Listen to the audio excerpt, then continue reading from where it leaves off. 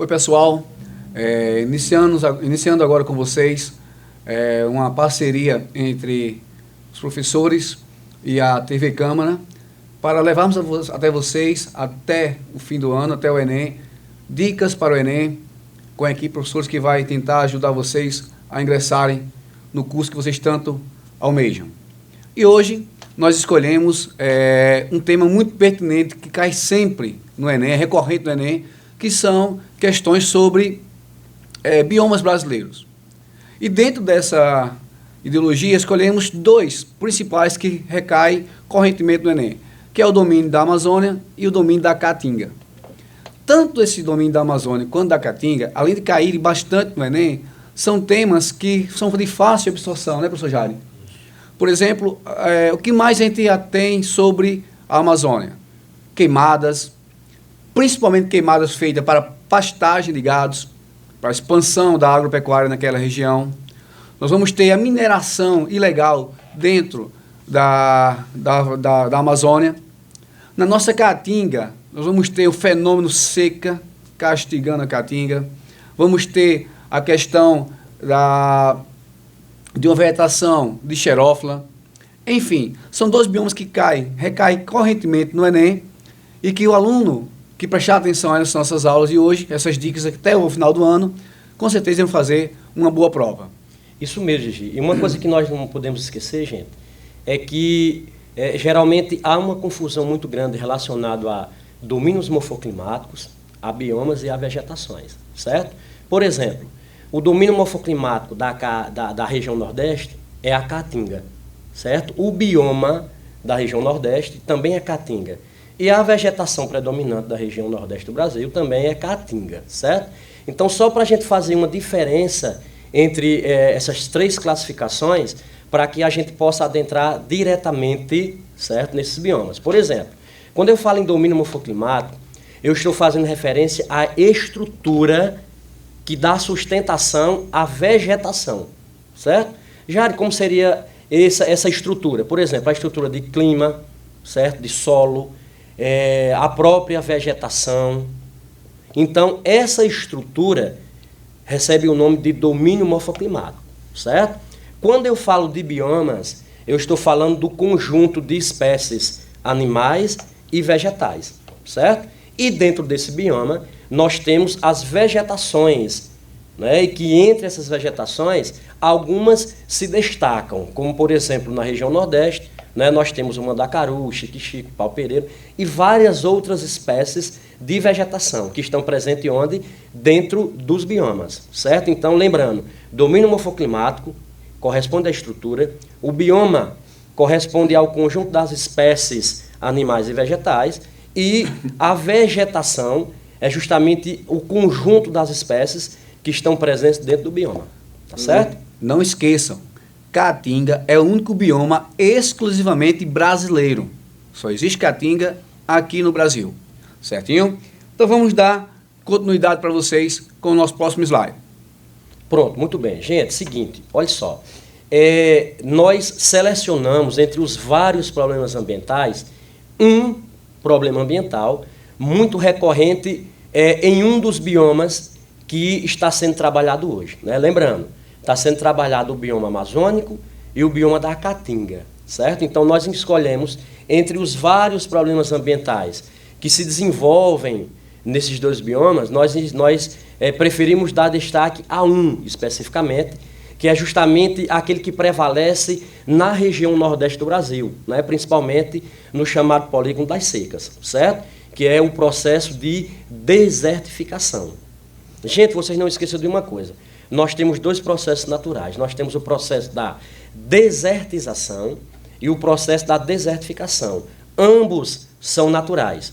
Só que o processo de desertização, ele já é totalmente irreversível, certo?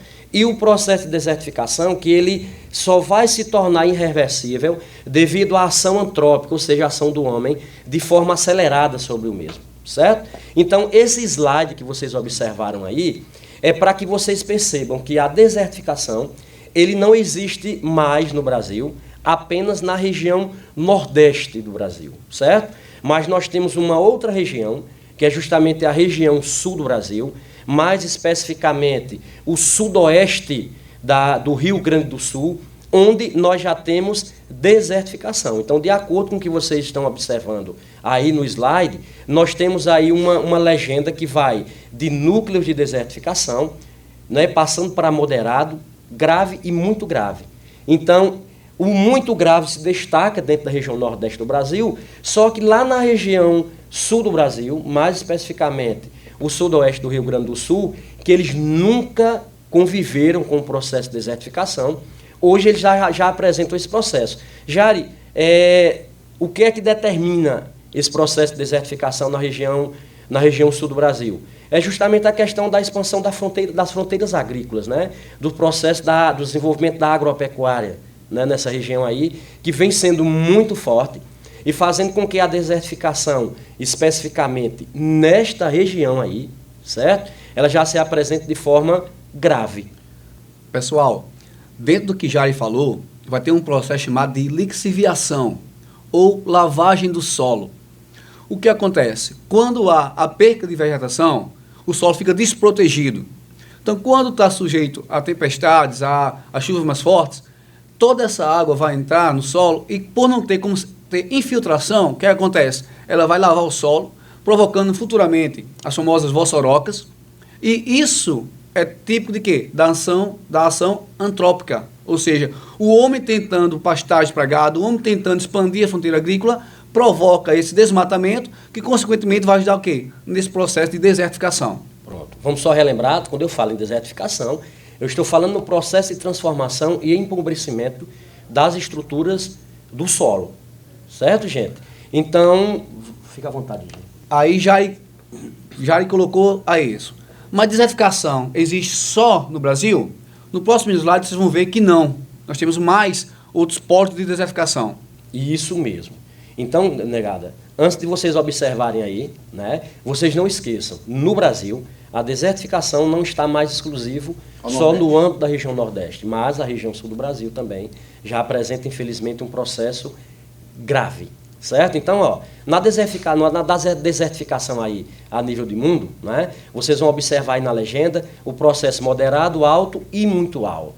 Né? Então, nós não temos exclusividade de desertificação só no Brasil, exclusivamente, mas outras regiões do mundo também apresentam processo de desertificação. Por exemplo, né, aí na região do Saara, né, que é o maior deserto do mundo que nós temos hoje, o deserto do Saara ele vem se expandindo, né? Que, inclusive, para a parte sul do deserto do Saara, existe uma chamada periferia do Saara chamada de deserto do Sahel. Né? Então, as ações antrópicas estão avançando cada vez mais, tanto para norte como para sul, e segundo algumas organizações não governamentais, chegaram a fazer algumas pesquisas e identificaram que se o processo predatório sobre o continente africano continuar até 2050, o continente africano possa vir a se transformar num deserto só. Né? Então, essas gravidades das transformações que vêm acontecendo nas estruturas a nível do mundo vem fazendo com que o processo de desertificação aumente cada vez mais. Então, só para vocês terem uma ideia de como se apresenta e como se distribui o processo de desertificação a nível de mundo. No próximo slide, aí nós vamos observar o processo de desertificação a nível de Brasil. Fica à vontade, meu amigo. Se a gente pegar a ideia do que Jari falou vamos ver que até Minas Gerais também já está nesse núcleo de um pouco mais de aceleração de desertificação. Agora, por que isso, pessoal? Ação antrópica, ação do homem. É muito desmatamento. Atrelado a isso também, a gente pode colocar na região Nordeste, é a região de poucas chuvas. Infelizmente, é a região de poucas chuvas, que também ajuda isso aí.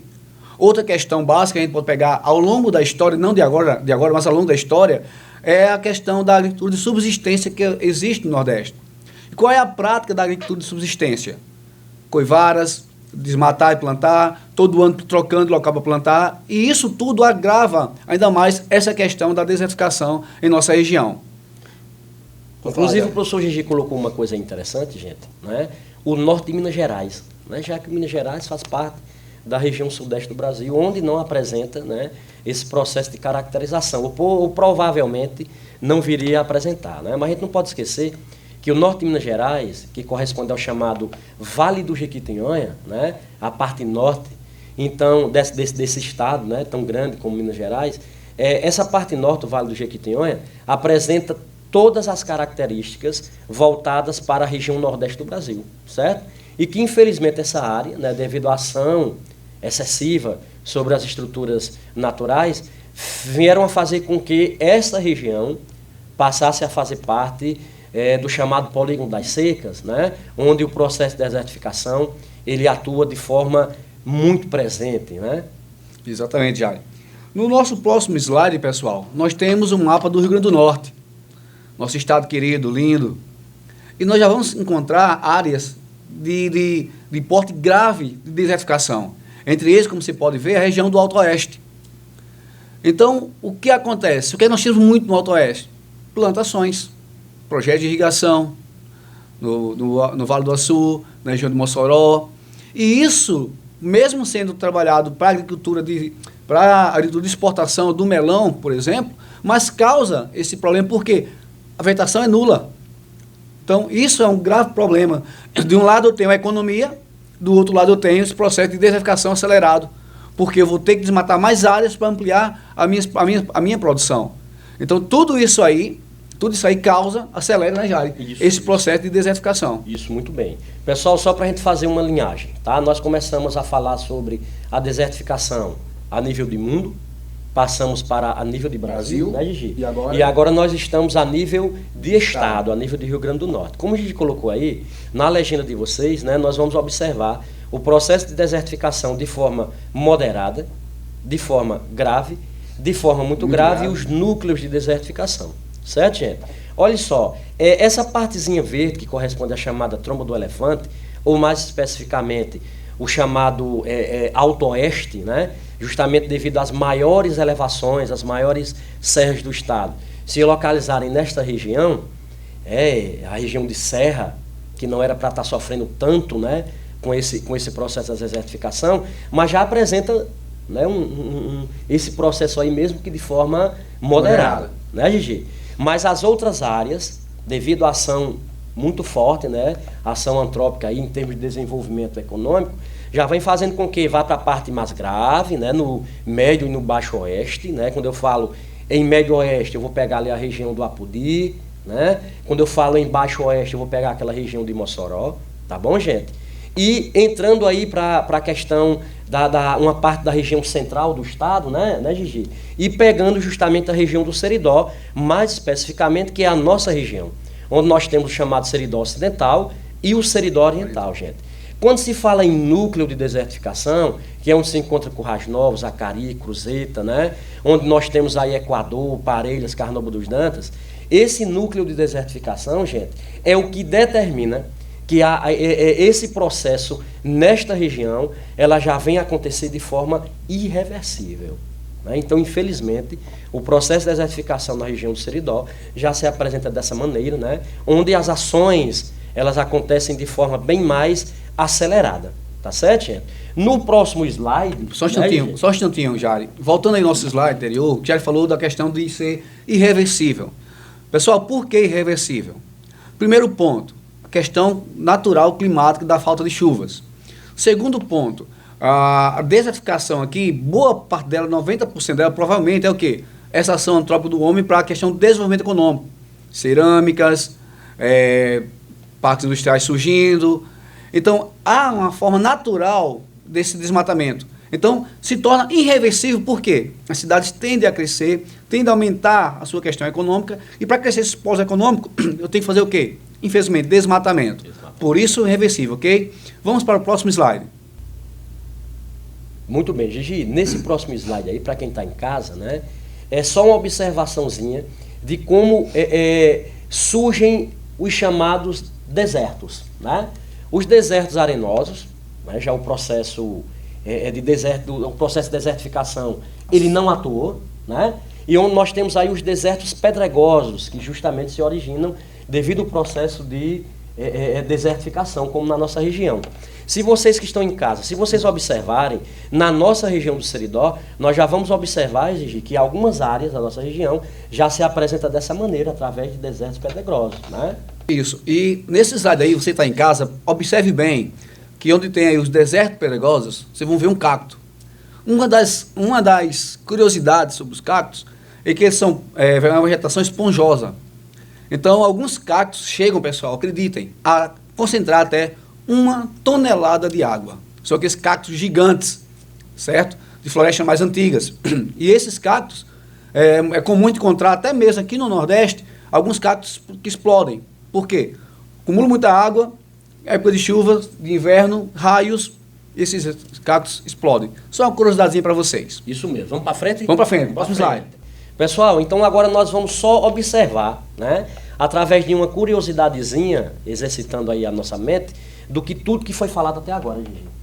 Então diz o seguinte, ó, nesse sentido, o problema ambiental destacado no mapa. Já que mapa? Aquele primeiro mapa, Gigi, né, logo lá no iniciozinho, o primeiro mapa slide, 1. Né, onde foi colocado, onde se destacou lá um dos problemas ambientais, justamente em cima da região Nordeste. Né? Mas aí nós preferimos mostrar que esse processo destacado, ele não é mais exclusividade só da região Nordeste, né? Mas também da região sul do Brasil, mais especificamente o sudoeste do Rio Grande do Sul. Certo? Então nós temos aí, já dá para a gente ir direto em cima dessa alternativa, que seria justamente a desertificação das áreas afetadas. O mapa 1, pessoal, que vocês estão em casa acompanharam, certo? Ele já mostra todos os pontos onde nós vamos ter desertificação. Então ele é um mapa bem direto. Todas as áreas afetadas é que estão aparecendo no mapa. Agora, reprisando, por que a região sul do país? Ação antrópica, expansão das fronteiras agrícolas, expansão da agropecuária, ok? Lembra disso, tá? Muito bem, então, questão A. Questão A. Desculpe, alternativa A, para vocês que estão em casa. Vamos para frente, gente? Vamos para frente, vamos lá. Vamos lá. Mais um slide falando sobre bioma, certo, gente? Lembrando, quando eu falo em bioma, é justamente o conjunto das espécies animais e das espécies vegetais que vem se destacar numa determinada área, numa determinada região, tá bom? Olha só, gente, nessa questão aí, posso? Pode, à vontade. Vamos lá, meu amigo. Então diz assim, ó, com licença com vocês que estão em casa, vamos iniciar essa questão. Diz assim, ó, o bioma cerrado foi considerado recentemente um dos 25 hotspots de biodiversidade do mundo, certo, gente? Lembrando, hoje nós temos 34 hotspots, certo? Já de por que a questão está com 25 hotspots? Porque ela é uma questão um pouco antiga, mas não ultrapassada, né? Que nós colocamos elas para que você, faça uma comparação com o atual. Então existiam apenas 25 hotspots, mas hoje nós já temos 34, certo? Aí diz o seguinte, ó, 25 hotspots de biodiversidade no mundo, segundo uma análise em escala mundial das regiões biogeográficas sobre as áreas globais prioritárias para conservação, certo? O conceito de hotspots foi criado tendo em vista a escassez de recursos direcionados para a conservação, com o objetivo de apresentar os chamados pontos quentes, ou seja, hotspots nada mais é, gente, do que pontos quentes, certo? Ou seja, locais para os quais existem maior necessidade de direcionamento de esforços, buscando evitar a extinção de muitas espécies que estão atualmente ameaçadas por ações do homem, antrópicas, né, ação do homem. Certo? E os pontos, no próximo slide a gente mostra para vocês quais são esses pontos. Pronto, Gi. Aí o pessoal em casa está perguntando assim, deve estar perguntando assim. Se eram 25, quantos são agora? 34, né? Então, antes de nós colocarmos o mapa geral a nível de mundo, gente, que apresenta esses hotspots, vamos só observar, Gigi, quais os critérios utilizados para que um bioma ele venha a se transformar em hotspot. Né? Primeiro tópico, pessoal, para transformar no hotspot. Primeiro critério adotado é espécies endêmicas. Aquelas só existem naquela região, naquela área, e que já estão ameaçadas de extinção, certo? Segundo tópico, Jari. Cerca de ele já ter perdido, gente, olha que coisa impressionante, 3/4 de sua vegetação original, ou seja, cerca de 75%. É muita coisa. Né? Então, olha só, gente, os critérios adotados para que um bioma se transforme em uma unidade ecológica de conservação é que ele apresente 1.500 espécies endêmicas e que já tenha perdido cerca de 75% da sua vegetação. Aí olha os principais impactos que esses biomas têm que apresentar para se tornarem unidades ecológicas de conservação. Diga aí, Gigi, para eles que estão em casa. Primeiro, o desmatamento, que é comum a todos. Segundo, as queimadas. Pessoal, sobre queimadas, preste atenção. nós temos queimada técnica, queimada ilegal e queimada natural, certo? Atente para isso. Queimada técnica é aquela que ocorre, por exemplo, nos campos de plantação de cana-de-açúcar, onde você queima só uma área de cana-de-açúcar. Queimada natural, quando a própria vegetação sofre uma combustão e pega fogo. E a mais comum, as queimadas ilegais, quando o homem atua para tomar conta de uma área. Continuando, meu amigo Jair. Aí nós temos aí, Gigi, além do desmatamento e das queimadas, nós temos a poluição, a caça ilegal, a destruição de habitat, né? A extinção de espécies animais, a introdução de espécies exóticas, ou seja, que vêm de outras regiões, né, de outros biomas, para tentarem inserir nesses outros biomas. A exemplo disso aí, nós podemos falar aqui no Brasil, a chegada da algaroba, que não é natural nossa. Isso. E os impactos das mudanças climáticas regionais e globais. A Gigi, veja só, no Brasil, gente, nós só temos 2 hotspots, que é o Cerrado e a Mata Atlântica. Olha que coisa impressionante. Jair, se pergunta muito o seguinte, por que a Amazônia ainda não se transformou em um hotspot? Gigi, sabe por quê? Porque a Amazônia ainda não tem 75% da floresta destruída. Ou seja, quer dizer que a Amazônia vai ter que perder 3/4 de sua vegetação para poder se transformar numa unidade ecológica de conservação. Exatamente. E por que não se faz esse trabalho preventivo logo, inserindo a Amazônia como hotspot? É uma coisa absurda, Eis né? uma questão para os universitários. Isso. No próximo slide, aí sim, nós vamos observar os pontos quentes aí, Gigi. Olha só, que coisa impressionante. A nível de mundo, né? Quantas unidades ecológicas de conservação nós temos, ó? Muitas, né? Isso. Inclusive essas unidades, gente, elas só aumentam a cada dia que se passa. Agora, o mais impressionante é que se aumenta, mas elas oficialmente ainda não se transformam em unidade de conservação ecológica justamente por isso. Porque não tem 3/4 de sua área ainda devastada. É uma coisa absurda, né? Enquanto não tiver, pessoal, todas aquelas características que nós falamos anteriormente, a área não vai ser considerada uma área de hotspot. Infelizmente. Isso. Porque se prevenisse antes, aí com certeza iria evitar muito desperdício e várias espécies seriam salvas. Com certeza nós não teríamos esse total de unidades aí, né? E a Amazônia, pessoal, agora em 2021, atingiu o seu pico de maior quantidade de desmatamento e queimadas na história. Infelizmente. Muito bem. Bom, vamos agora para os nossos 3 últimos slides, nossas 3 últimas questões, para vocês que estão em casa ficarem bem focados nisso aí, tá bom? Muito bem.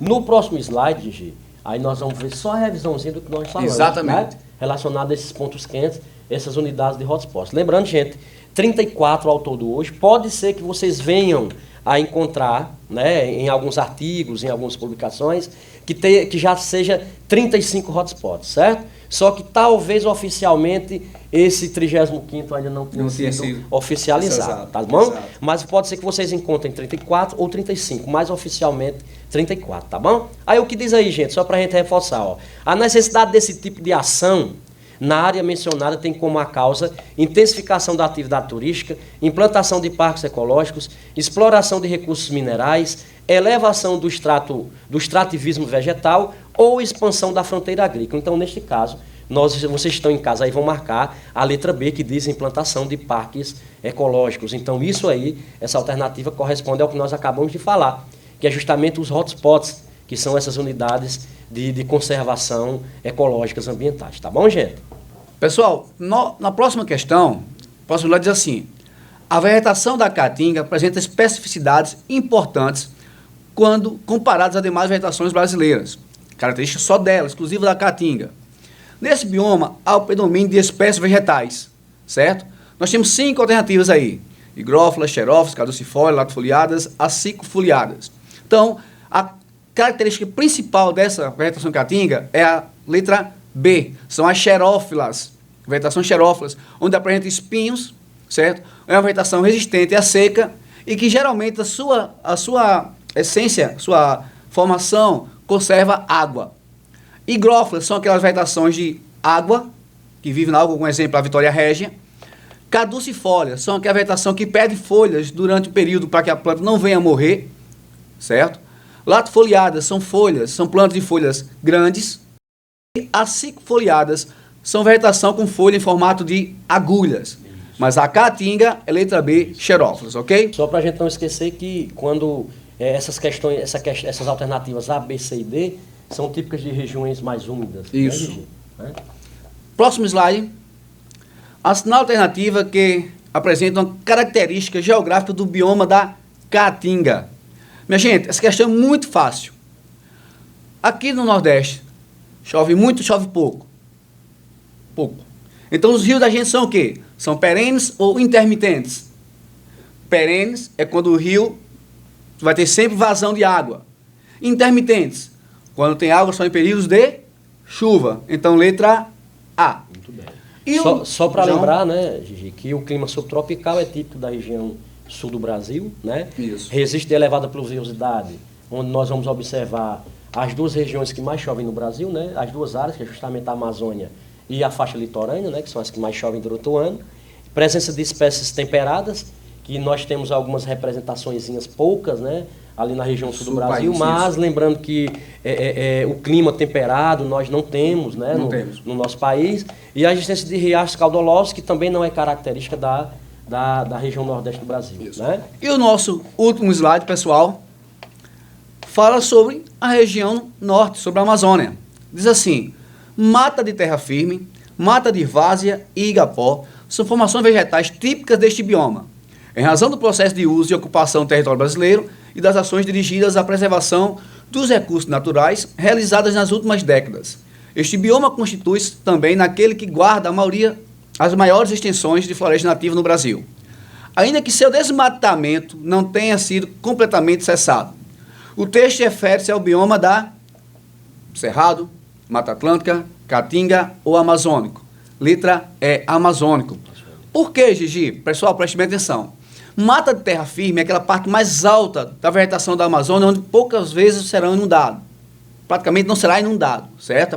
Ela é de relevo mais elevado.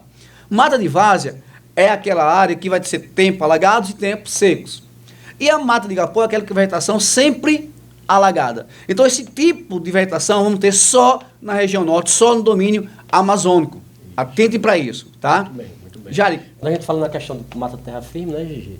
É justamente essa área, gente, que apresenta algumas espécies de 60 metros de altura, né, e onde sofre o maior processo de desmatamento. Desmatamento, exatamente. Então, lembrando que as espécies vão de 20, né, de mata de várzea, até 60 metros de altura nessas áreas aí. Pessoal, chegamos ao final da nossa primeira aula, certo? Teremos uma sequência de aulas com a nossa equipe de professores.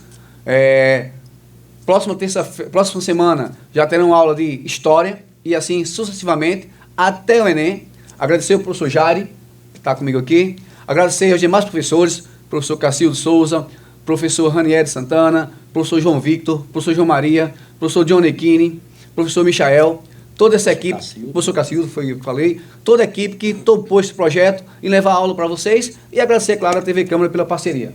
Professor Jair. Meu querido, muito obrigado a todo mundo, Deus abençoe a todos, né? E que nós estamos fazendo nossa parte, faça você também a sua. Até a próxima.